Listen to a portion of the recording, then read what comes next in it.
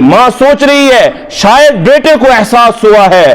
उस बदनसीब जलील औलाद ने क्या किया, उसने मां के मुंह पर पेशाब कर दिया।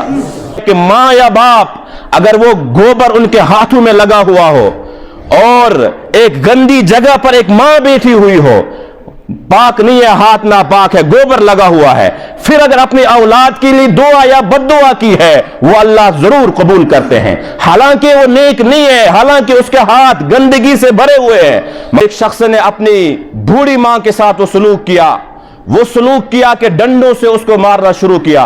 उस कौम पर अल्लाह का रहम कैसे आएगा कि मां को डंडों से मारना शुरू किया और बीवी के कहने पर किया, और इतना मारा। वो मां एक आलिम के पास आकर कहती है बाद में कि अब मुझे यकीन हो गया कि मुझे जान से मार देगा, और मैंने एक्टिंग करनी शुरू कर दी, मैंने आंखों को बंद किया और उससे ये पता चले ये मर चुकी है। और थोड़ी देर के बाद जब उसे ये एहसास हुआ कि शायद मां बेहोश हो गई है, तो उसने पानी का गिलास लिया और उसके बाद में उस पानी को उसने मेरे मुंह पर छिड़कना शुरू कर दिया। वो मां कहती है, मुफ्ती साहब मैं ये समझने लगी शायद अब मेरे बच्चों को मारने के बाद ये एहसास हुआ कि मुझे ऐसा नहीं करना चाहिए था। तो मुझे ये लगने लगा कि मेरे इस बेटे को शायद एहसास हो गया अपनी गलती का।